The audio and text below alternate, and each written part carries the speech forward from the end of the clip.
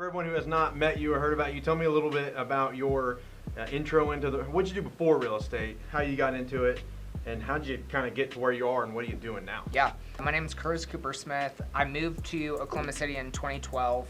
I actually moved here to take a job at Chesapeake, and as I was driving up here to move here, I got called that they had sold all the assets where I was going to work, so I got fired before I started.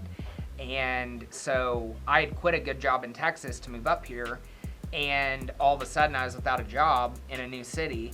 And so I took a job at a construction company doing manual labor, and that company ended up really blowing up, and I got an office job, was doing stuff there. But I had a house in Texas that I bought. That's another long story. It was a rental house that I got when I was 19 for $45,000 from a lady who had gotten divorced and just wanted rid of this place.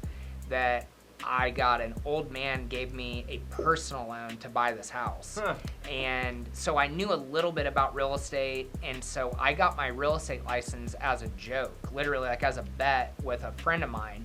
I didn't know anybody that was a realtor. I literally just got it to get investment properties. That was it. I thought, well, if I get my license, that'll teach me more about rentals. And then I ran into Gary Atchley. He's with KW. He's been a huge producer for years. And I knew him from the roping world. I used to rodeo. And did he rodeo? Yeah, he still does. They have horses and stuff. Is he partnered with Bosch? Yeah, that's his nephew. Okay, I didn't know. Yeah. That. Yeah. He was like, man, you can make a living doing this. And I was like, I didn't even know people did that. And he was like, that's what I do. And so he got me with KW, and I was going to join his team, but he was like, man, I think you're going to do way better than you think you will at this.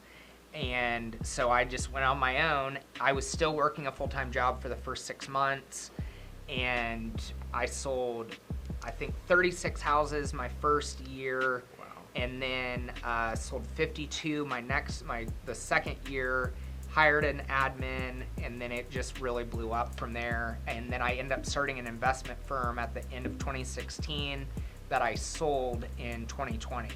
And so after I sold that, I have a 3-year non-compete, so I don't have my license anymore, but I invest, so I still have rental properties, stuff like that. And I didn't really have any intention to start coaching and training and stuff like that, but people just started asking me, and so I posted about it one day, and it really blew up too. And so that's been my main focus the last 2 years. That's what most of my time is on, is coaching, consulting, mainly realtors. I have some loan officers and people that do other stuff too, but teach classes, conferences, and one-on-one coaching is really what I do now. Okay.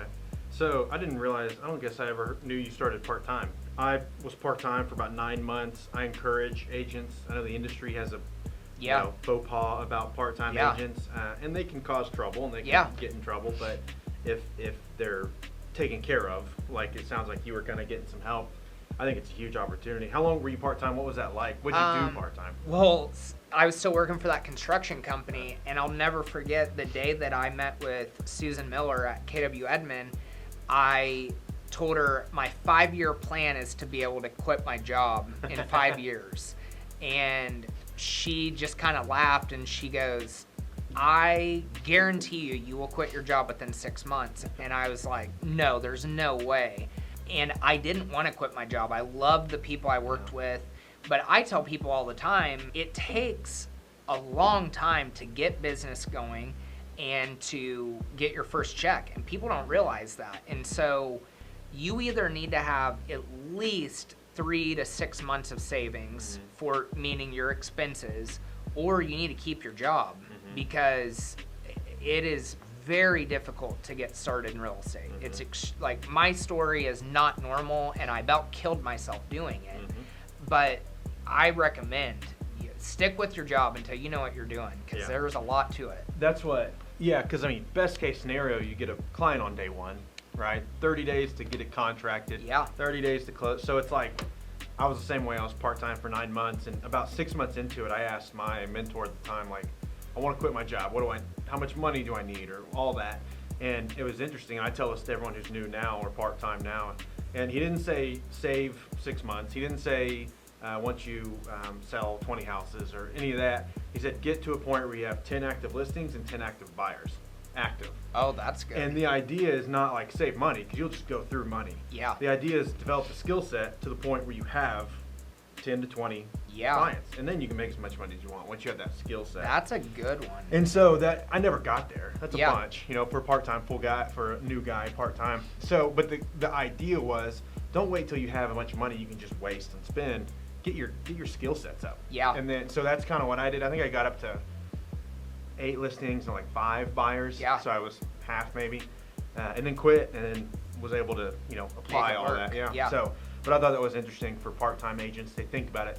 Because the industry does. They say you can never be successful part-time. I know. You're not going to make money for 6 months or 12 months. And, Yep. And so I think if you can frame it, part-time is just there to make mistakes. Yeah. And then once you make enough mistakes, you stop making them, learn some skills, and then you can go make money. I know part-time agents get a bad rap, but I think there's a difference in being part-time in the beginning when you're building and growing the skills, and a difference in people that have been part-time for 15 years and never really have any intention of doing it because they're not in the industry and they don't really know what they're doing. Yeah, it's a second. A spouse makes more money and I don't need to, Yep. or they make more money at the other job, and that's one thing I learned as a new agent. I thought every other agent knew more than me, and they don't. No. Most don't. Most do not at all. And so it took me a while to get comfortable pushing back a little bit on Yeah. things. And the more I learned, it's like, okay, my common sense is right in these situations most of the time. Yeah. But I had to get confident to push back on people. Yes. Just because you've been doing it for 10 years does not mean you're 3 confident. houses. Yeah, exactly. I know. So that is very true. That's the one thing I learned to push back on. I try to have with the people I mentor, same thing. It's like, you're probably right.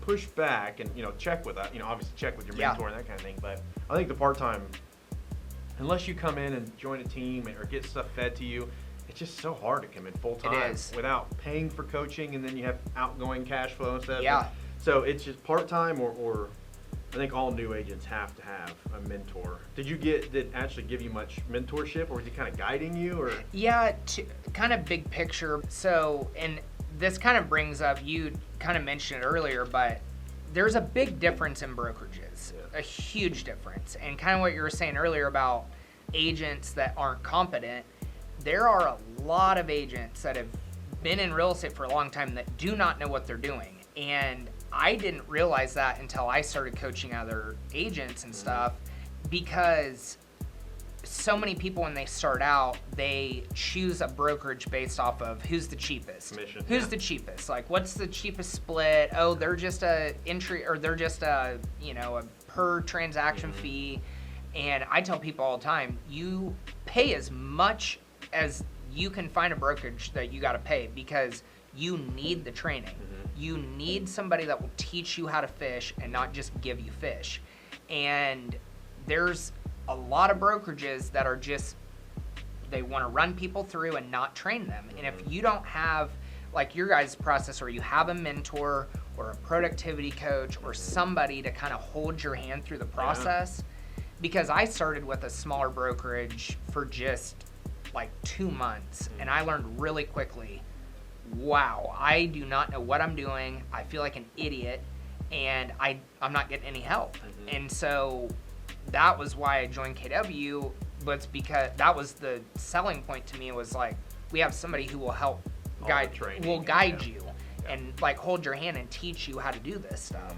If you don't have that, that's what a lot of agents just flounder through the first few years, and most of them don't make it, but the ones who do, they don't learn things the right way. And so that's where you get these agents that are like, well, I've been doing this for 20 years. Well, you've been doing it wrong for 20 years because nobody ever taught you how to do it the right way. Yeah, and that's where I think more than just training, and that's what kind of along what you said, a brokerage is like anything else. You get what you pay for. Yeah. And so, and there's 700 brokerages, and they all offer something different. So I tell people to go to find a brokerage that's set up for you where you're at in your career. If you're brand new, find someone that helps new people. If you're a team, find a team, whatever it might be, right? And so, but that's, I think, just like you said, more than just training, because we offer training, we have videos, and there's stuff on YouTube and all that kind of stuff. But there's the not just knowing what to do, but how to do it. Like, it's so important. Find a mentor, whether it be in your company, outside your company, call you, right, whatever it might be, because there's a disconnect between what to do and how to do it, and what to do and why to do it, right? Understanding all that kind of stuff, because I've seen too many agents come in and they'll watch a YouTube video and they'll go try that for a month, and it doesn't work because it's only took it a month, right? And they do something else for a month, another month, and a year goes by and they've sold nothing, but it's cost them $5,000 to be a realtor. Yeah. And they quit, or they start bouncing brokerages, right? Looking for greener grass. And so I think someone to hold your hand, walk you through it is the only way to learn anything new. I don't even work with brand new agents because I've realized that, like, if you don't have somebody to hold your hand, where you can ask contract questions, where you can ask all of the like little minute detailed stuff, having a coach isn't going to help you, because you need somebody that's going to teach you all of that stuff way more than you need like big picture and that stuff. And so I'll tell people, like, hey, you get in my group, there's tons of good content in there that you can learn from, but as far as one-on-one coaching goes, until you know what you're doing, you need like a productivity coach, a mentor, and a brokerage their income is connected to your income. So they want to guide you, they want to hold your hand and walk you through it. But if I were to charge people for that, it would be so expensive they wouldn't want to pay for it, because it's a lot of work running a brokerage and teaching new agents. It's a ton of work. So you tell them you can't provide them value because they don't know enough. Yeah. Interesting. So I mean, like, and I'll even help people for free of like, the biggest advice I can give to new agents is just throw stuff against the wall and see what sticks. And I actually did a post about this today, but the number one thing for realtors, LOs, whatever, loan officers, is you have to view your business like you're running for mayor of your town. If you talk to anybody who's ever run for office, they do everything. They go door knock, they send postcards, they do social media, they do it all to just get their name out there. They want more people to know, like, and trust them, because at the end of the day, people hire with real estate, how that's concerned is they only hire people who they know, like, and trust. So especially in the beginning, or if you're just wanting to grow your business, you have to get more people to know, like, and trust you.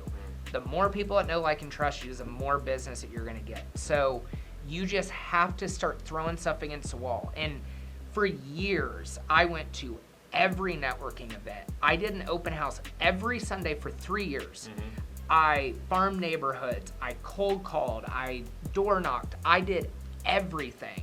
And then I figured out the few things that worked for me, and then I went in all in on those. But in the beginning, you just have to do it all and just get around more people, get to know more people. And that's what's going to work, is not, I think people want to focus so much on, this one lead gen strategy, and they want everything to be perfect. And I mean, it was like when I started my former company, all of our buyers were from out of state. And the first year it was like 160 units. We didn't even have a website. Oh, wow. We had no website, and we only met one of those buyers in person. Everyone else were people lived out of state, never came into town, never saw the property, and only knew us off the phone. And so, I mean, that's very difficult to do. But it was because we had spent so much time on social media and getting to know other people who sent us referrals because they knew, liked, and trust us. And so focusing on this perfect website and this perfect mailer and that kind of stuff doesn't really matter at the end of the day. Yeah, that's kind of, when I break it down, there's two types of prospecting. There's like hunting and farming. And so you got to hunt so you can go eat today, and then you got to farm so your life can be easier in the future. And so many agents either do one or the other. I know agents that pound the phones, 100 calls a day, and like, you just can't sustain that. Not for 2 years, for 10 years, for 20 years. You can't. So, and then people who farm and starve for 3 or 4 or 5 months. Yep. And so, yeah, doing all of it at once, and then you'll find out 80% of your volume will come from 20%. You figure out what that 20% is. Yeah. And then you go all in on it. But yep. yeah, people don't want to do the things they don't want to do. Mm-hmm. And they might be good at it. They might find out they like it or whatever, but they think, I don't want to cold call or I don't want to, knock doors or social media. I struggle with posting on social media, letting my friends and family know what's going on. My network know what's going on. And so, but yeah, the more you do everything, you'll find what works for you. Yeah. And it all gets easier, and then you can scale it all. If you were talking to a brand new agent getting into it, tell me what kind of advice you would give them. Do you tell them go join a team, go join a specific brokerage, what would you tell a new person that came to you? I think the best way is to join a team. So there's 2 ways if you're brand new. Number 1 is join a team because they are going to give you leads and they're going to teach you what you need. They're going to really hold your hand. Mm-hmm. The second way is if you want to do it independently and you don't want to join a team, you have to join a brokerage that has really good training and be prepared to starve unless you've got a lot in savings. Because, we kind of talked about this earlier, but real estate is so difficult and people think that it is this it's so fun and I get to set my own hours and freedom. Yeah, I love looking at houses. This is so fun. Real estate is a people business. It has so little to do with actually selling houses, actually knowing stuff about houses. It is all about how good can you connect with people. And so if you're not good at connecting with people, you've got to figure out how to get good at that. Because if you aren't good at connecting with people, you will never survive in this business. And I think that was another reason why early on even, I've wholesaled a lot, I still do. And then obviously, I was a realtor for a long time, so I know how to do both those things. And this might sound, kind of brash, but I don't think everybody should get their license. I don't think everybody should be in real estate because, yeah, you may be able to do it to just make a little side income and stuff like that, but it takes a very specific personality trait. It takes a very specific type of person to be successful in real estate. And most people, when they start, don't realize how unbelievably difficult that it actually is. And how much turnover there is in this industry because it's so demanding. You don't get time off. It's insanely stressful. And I always say Mother Teresa would turn into an alcoholic and start cussing if she sold a house because the sweetest, kindest people, that you go to sell their house, there's a good chance they're going to get mad and yell at you during this process. Yeah. And if you, like me, I took it very personally in the beginning. People screaming at me and over stuff that I had no control over, and it just really ate me up.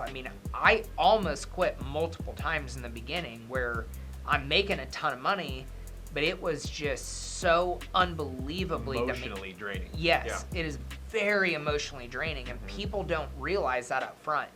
So I maybe kind of go the opposite way, but I try to talk more people out of getting their license than that's into common. it. Yeah, that's and common. I think that's one reason why even when I can get my license, I don't want to get it again because I don't ever want to be in the recruiting business. I see so much good in so many different brokerages that I want to be able to be kind of I'm not invested in any way. Agnostic. I want to be agnostic to all of this of hey, what do you like? And then, what do you need? And then I can send you there. But I really don't think that a lot of people should get into it because I've watched so many people get into real estate, think that this is it, quit their job, and then a year or two later, they quit. In the last couple months, 4 people that were in my group that I coach have quit real estate and gotten a job. The shift has not been going on for very long, but it gets really hard. And so, that might be a little like brash and direct, Yeah. but that's how I feel, is that Yeah. it's very difficult and it's not something that everybody should try. Yeah, it's something that's glorified on TV. Yeah. And it looks fun and cool, and when you're selling $6.8 million houses once a month, it is. Yep. Sure, it's hell of a lot of good stuff, Yeah. right? But when you're selling $250,000 houses and you have to sell a bunch of them, and it's saturated, there's so many realtors. It's something. Yeah, I think anyone can do it. Yeah. Not everyone wants to when they realize what it really is. Yes. And not everyone should, just because it's not the right personality. I've met people who came in that just, it makes them physically uncomfortable to talk to strangers. And it's just like, you're a sweet person, you're a great person, you're gonna have a tough time capturing. Even when your friends come and talk to you about it, you're uncomfortable about it. Yeah. So you just, and they don't last, right? And Yep. so I think when people get into it and realize it, what it really is. You said something interesting. It's not about selling. I know in your group and on your posts and stuff, you talk a lot about sales. Mm-hmm. I have a very similar approach. I think a good salesperson, a traditional salesperson that sells cars or furniture or insurance or something else like that, I think it's not the same. Similar skill sets. There's applicable skill sets, but it's not the same.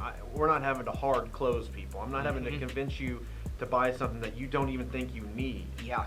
I always when I explain it to new agents, I always consider us more like consultants than salespeople. Oh, 100%. Because you can't, and that's why I don't like running Facebook ads or anything like that for realtors, is because you're not selling a t-shirt. You're not selling a car even. Like, you can get people who are just emotional and just wake up one day and say, oh, I want to go buy a car. Buying a house is such a long process. It's such a huge, demanding process that you're not going to convince somebody to buy a house. And it's the same thing that I tell sellers that, I think that it helped me get a lot of business, because so many realtors go into a listing appointment with, well, this is my marketing presentation, and this is what I'm going to do here. And I just told sellers up front, there is absolutely nothing that me or any other realtor in this city is going to do to sell your house. Buyers pick the house based online. They're finding their houses online. You are hiring an agent based off of who do you trust the most to negotiate on your behalf and to get your house to the closing table. Because if you don't trust me, I don't want you to hire me. You need to hire who you trust the most. And that's what real estate sales comes down to, is getting people to know, like, and trust you. Because if they don't trust you, it's going to be a miserable process for both involved. And so sales in real estate is getting more people to trust you and doing things that help people to trust you more. And you can't fake that. You can't like Glenn Ross kind of hardcore sales. You can't hardcore sell somebody into trusting you. No. They either do it or they don't. Yeah, that's what you can't, in real estate, you can't force someone to buy a house they don't want. And you can't talk them out of a house they love, right? Yeah. The house sells itself, right? Yep. We're here to make sure it's fair, everything happens smoothly, all that kind of stuff. And that's what most agents, I always laugh about this, especially new agents. Every new agent says, I got the craziest client, or this guy's insane. I have the same clients you have, right? I have more influence over my clients because I've built rapport faster and better. Yeah. I can overcome objections faster and easier, and I can anticipate things and stuff like that. But there's no agents will come to me and say, here's the situation, what do I say to get out of it, or how do I help, or how do I overcome? And it's like, you blew this 3 weeks ago when you didn't have this conversation. And now there's no sales sentence you can say to get out of it. Your influence is gone because you didn't do this, or you should have done this, or now we need to forget about the deal and just worry about keeping the client. So it's more about getting rapport, building influence, and then they'll trust you, right? You have influence. You're not telling them what to do. You're influencing their decisions. Yeah, and this is it's kind of an unsexy thing that people don't really talk about, but I think the one characteristic between really successful realtors and everybody else is they're very good at having hard conversations. Yeah. You have to get so good at having extremely difficult conversations. And I remember even the beginning of just nobody likes having hard conversations, No. but you have to get good at them, because if you don't and you try to baby things along or you try to sugarcoat things, you blow the trust with people.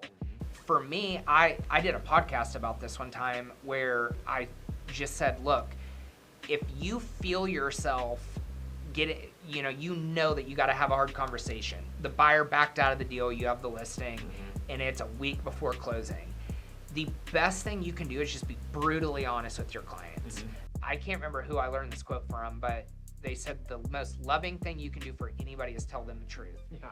And I think about that every time I have to have a hard conversation. I think, all right, if I'm supposed to love people, the most loving thing I can do is just tell them the truth. So like in this instance of the deal busting, I would just call my seller and say, look, I'm not going to sugarcoat this. This is not fun. I know that you guys are already packed. I know this is going to bust the deal of the house you love. This buyer backed out. But the one thing when you're having a hard conversation, especially in real estate, is you have to come with solutions. Yeah. If you are just presenting problems to your clients, that's what causes them to not trust you, and it causes way more problems. Or they have to go elsewhere for solutions. Yes. Right? Influence, right? And you blow your influence with them right off the bat. Yep. But if instead you're presenting this problem and saying, but I want to show you, these are our options of what we can do going forward, then they trust you and they know that, like, hey, even though this sucks, he or she has my back. I know that they're on my side and I know that they're fighting for me, and I don't have to go anywhere else. They are my resource. Yeah, another piece of advice for anyone listening. Again, we have a ton of these conversations. If you're doing a bunch of business, you're gonna have hard conversations. Yeah. If you need to have a hard conversation, have it right now. Yes. The more you let it sit, it's gonna fester in your head. It's gonna ruin your day. It's gonna ruin their day because you're wasting time for them to make, work towards a solution.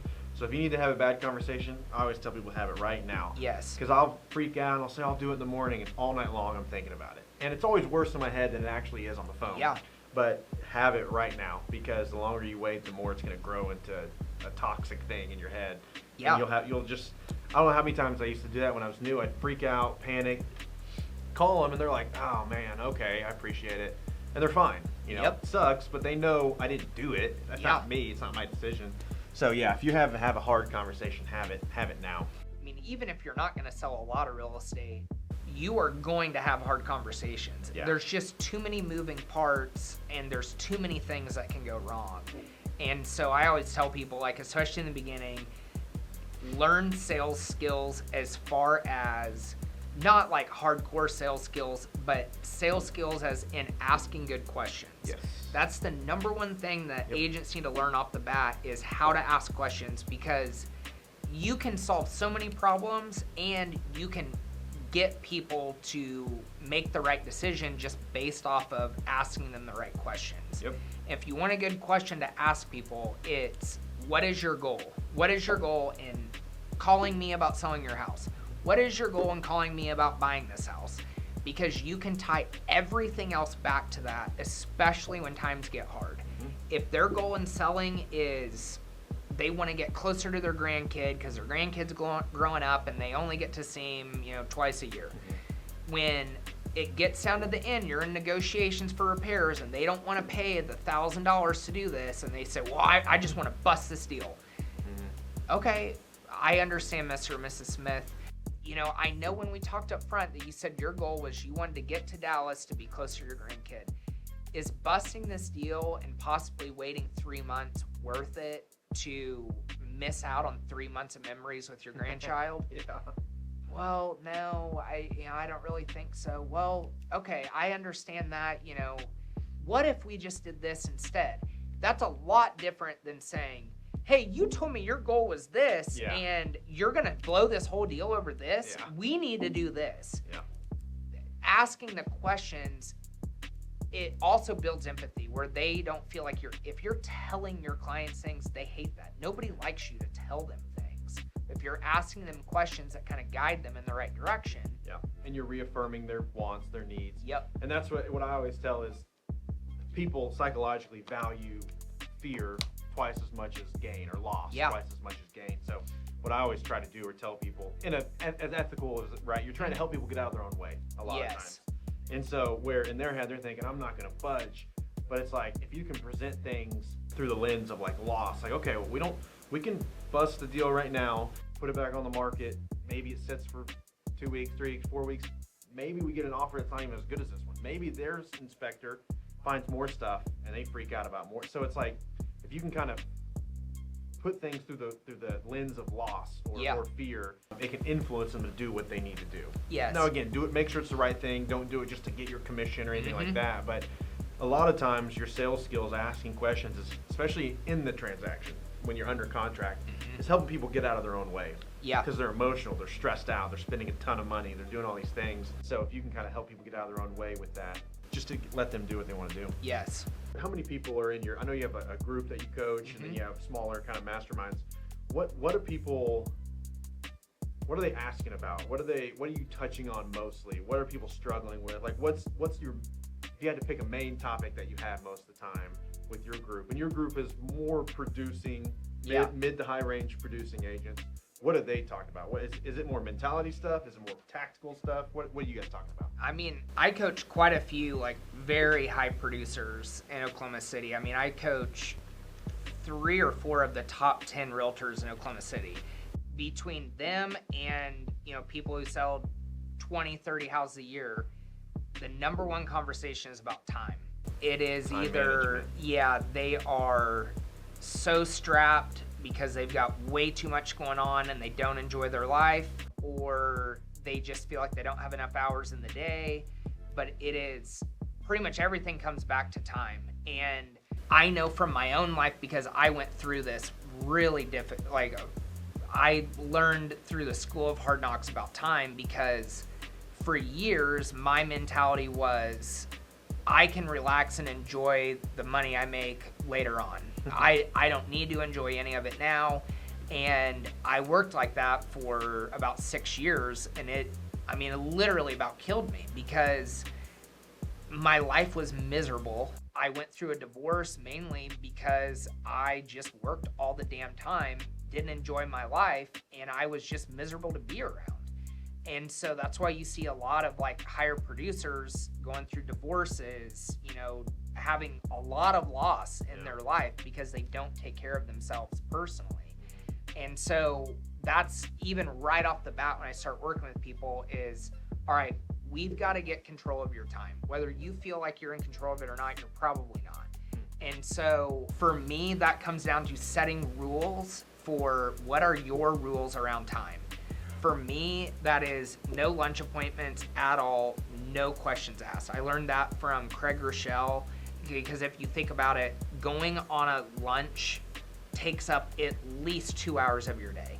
It also kind of ruins your morning, and it takes you a long time to get back into work. So you're really wasting about 3 hours just because you went on a lunch appointment.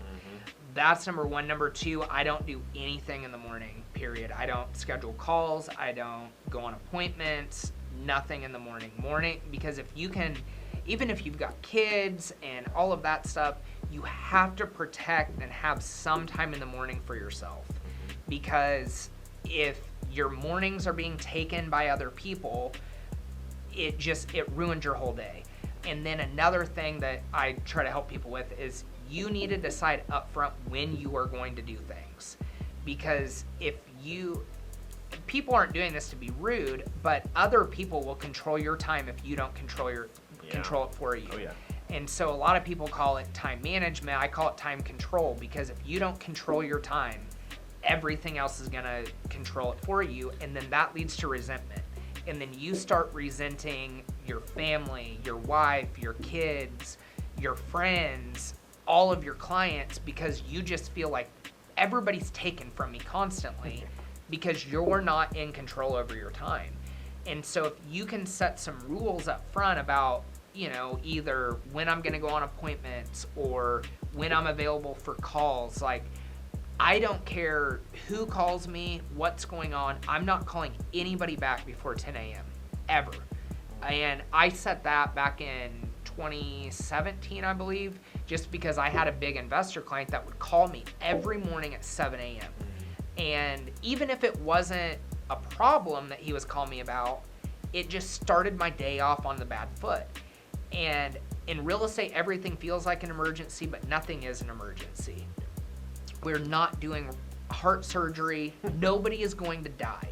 If there's a problem at 9 a.m., that problem is still going to be there at 10 a.m. And so if you can set some rules for around time for your life and then decide up front when you want to do things, it makes your whole life so much easier because you feel more in control. And any real change starts with controlling your time. Like, you hear people that, oh, I want to get in the gym, I want to start working out more. Well, if you don't control your time and you can't carve out an hour a day where you're going to work out, you will never work out. Every single change in your life starts with, I've got to control my time. So if you can control your time, it fixes so many problems. Yeah. So I'll do this. I'll build up things to do that, spinning plates, balls in the air, whatever you want to call them. And over a 2, 3, 4 month period, it'll get to that point where it's like, I'm going in too many directions. I'm upset all the time. I'm mad because I'm not getting anything done. Yeah. And you have to kind of reset, restructure it just kind of slowly unwinds. Yeah. And then for me anyway, I'm sure people are more disciplined. No, you're right. But it just slowly unwinds, and then I get to a point where I just kind of take some things off my plate. I decide this is never going to get done, or this is not important, or this is where I need to. If I can affect this, it'll help me affect this. And you refocus and you do less, but you can accomplish. Everyone's always heard that: do less and accomplish more. But I do this. Everyone does. I think I'll get super organized, and then I'll spiral out of control, and I'll get to that point where I'm like, man, I'll go to work and I don't feel like I did anything. But I worked 9 hours, and I'm home late, and I'm in trouble with my wife or whatever, and it's like I didn't do anything today. I know. And so I've been through that cycle dozens of times. A million times. Yeah, and that's where when I primarily coach and work with new agents as opposed to we obviously work with existing, but I tell them the same thing. You have to time block everything. Time block your personal stuff first. Don't concede what you can't concede, and then time block it. And then as you get busy, I think people go away from that. And they just kind of try to catch all the business that's coming at them. They're just putting out fires and just reacting. That's what it turns into. Yeah. And so I think the time control thing is a huge conversation. Another big thing is, if your personal life is a mess, your business is probably going to be a mess. And what I've realized is people will come to me and say, they'll say that they have this problem in their business. This is what's going on. And when I really get down to it, it's usually something's going on personally that we've got to address that. And so there's like a fine line of, I've been through a lot personally that I can help people with, but at the same time, I'm a huge proponent of therapy. And so I'm like, I don't want to cross that line of being a therapist versus helping you, in your business and stuff. But a lot of the conversations I have revolve around their personal life and things going on there. So, I think a lot of people view like what I do as, okay, we're going to talk about business, but 90% of my calls are about personal things, is what it really... Time and personal, Time and personal stuff. How much, sometimes I find myself, what I enjoy is like getting together like this and just kind of almost be a sounding board. Like sometimes I have thoughts, and I think when I get them out, I can materialize them a little bit more, or I can realize that's kind of stupid as I said it. Yeah. Or I can say that has some legs. And so is there a lot of that in coaching? Here's some ideas. A lot of it is just like, one of my clients says that she sent me a lot of referrals, and she tells everybody that I am a third-party best friend who you can tell anything to, and I'm not attached to the outcome. Yeah. Because, whether, you don't want to hide anything from your husband or wife or anything, but at the same time, if you're having a problem and you tell your wife about it, that affects your wife also. So people can talk to me about stuff that it doesn't affect me. So, like, I don't get emotional about it. Like, I can look at things from a 10,000-foot view because I've been through a lot of stuff, and I've sold a lot of real estate, so I've seen a lot of things that I had to learn the hard way. But I've also had a coach since got into real estate. I mean, I had a productivity coach in the beginning. Right after that, hired a one-on-one coach. I've had at least 2 coaches since 2014. And so I'm very used to being in that environment. And so now with me being on the other side of it, it helps me a lot that I've been through it on both sides to kind of help people through that stuff. Yeah. But I think a lot of people just need somebody to listen to them and to feel like they're heard, number one, but number 2, that like everything's going to be okay. Yeah. I mean, a lot of the conversation I am having are just telling people like, hey, I know this feels like the end of the world, but it's going to be okay. Yeah. And then helping them avoid things that they would have to spend weeks or months beating their head against the wall to figure out, that I can see and say, oh, hey, no, just do this. I had a conversation like that on the way over here today about a deal busting and stuff, and I was like, oh, hey, no, this is how you have this conversation. So, I mean, in a week, I will have conversations from, hey, I want to start doing direct mail, how do I do that? All the way to, I'm going through a divorce and I don't know what to do. How do I manage my time now that all of this is blowing up? Yeah. And it kind of anywhere in between. The whole spectrum. Yeah. So we have about 10 more minutes or Okay. so, or I do, and I have to take off. I want to try to go through a couple things, I just want to pull a thought out of your head, I Yeah. guess. So, scaling your business. So, I'm selling 10 houses a year, 20, 40, 50. At what point do I look at if I'm an individual agent? What point do I look at expanding my operation to, and then who do I hire? What do I hire? So, tell me kind of what your thought, because you grew a real estate team, then an investing company, and so kind of what's helped you scale your activity? The first step is always hiring an admin to do your paperwork. Transaction coordinator is always without fail, because if you hire a salesperson before hiring an admin, you end up doing the paperwork for your salesperson.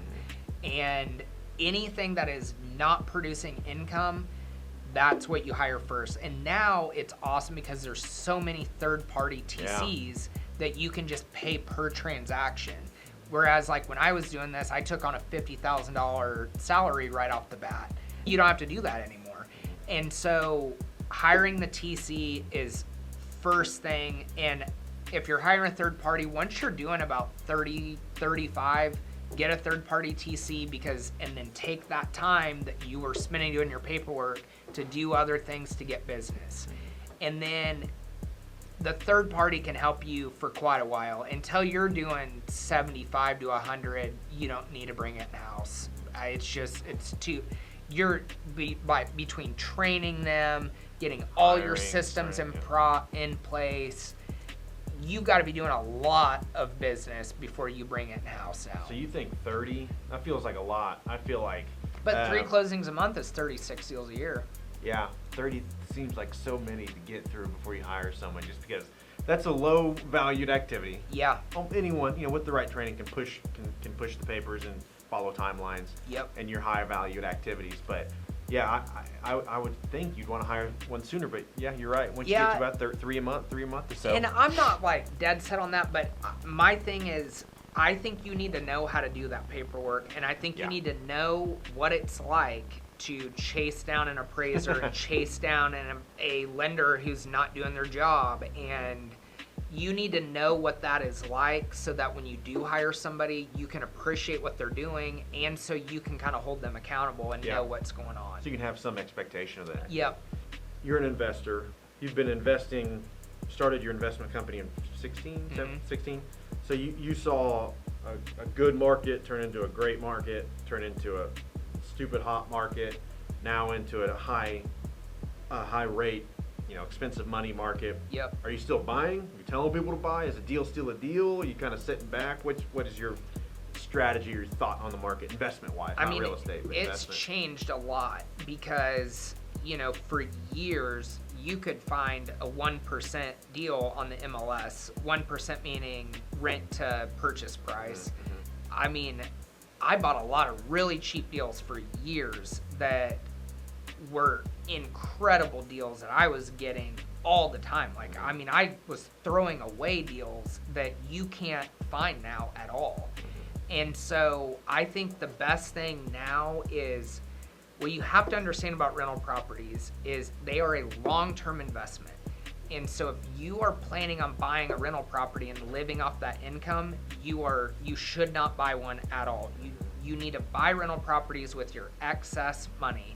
It's just like investing in a 401k, an IRA, whatever.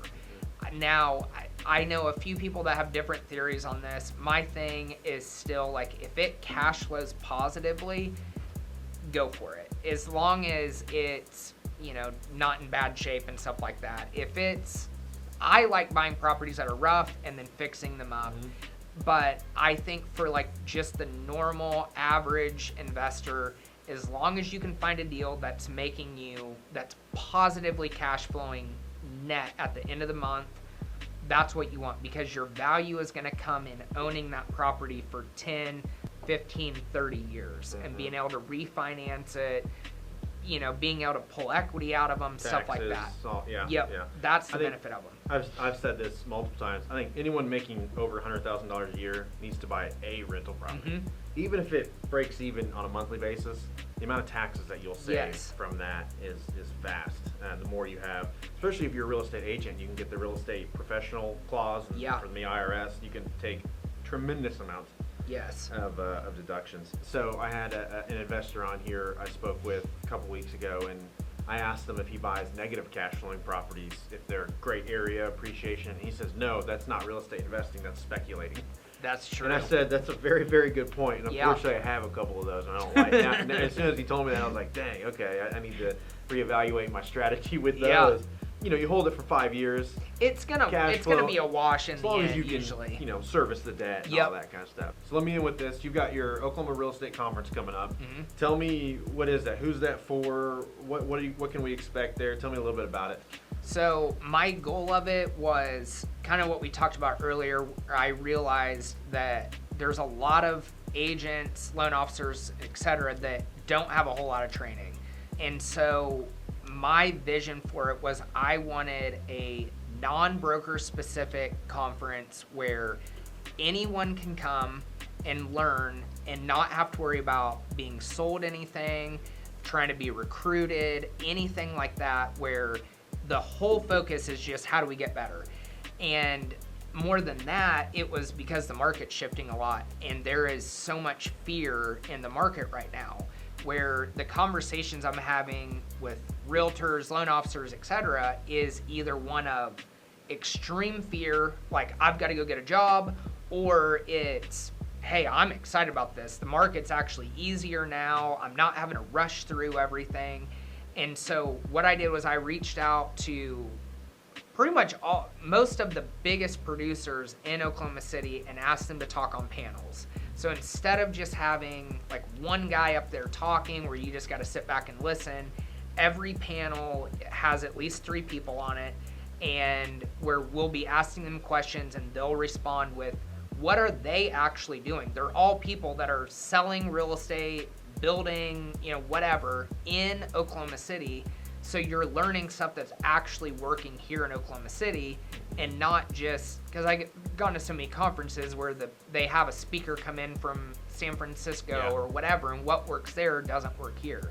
So it's a way where no matter what brokerage you're with, you can learn from people of all different brokerages that are actually producing in Oklahoma City about what is working, so that you can make adjustments in your business to continue thriving, not reliant on what the real estate market is doing. So that was the goal behind it, and that's what we're planning to do. So real estate agents, loan officers, insurance, anyone in sales surrounding the real estate industry. Yes. And is it so it's kind of a panel, so are people going to be leading the panels, asking questions, letting people? So I'll be asking the questions of everybody there, and then if we have time, we're going to try to do maybe one question at the end of each one. It's just hard because we got to fit it all in one day, but next year I'm hoping to be able to do a 2-day one to where we can do longer ones like this. But yeah, it's going to be very interactive, and so everybody's going to be sitting at round tables of 10. So you'll actually be able to talk with other people and stuff like that as you're there. Awesome. Okay, well that's awesome, man. Well, I very much appreciate your time. Thank you Yeah, for coming in. I always learn something new when we were chatting together, so I very much appreciate it. I appreciate you having me. All right, man. Well, Thank good you. luck at the conference. I will be there. Yeah. I hope you guys will be there, so we'll see everyone there. Perfect. Thank All right, you. See ya. See ya.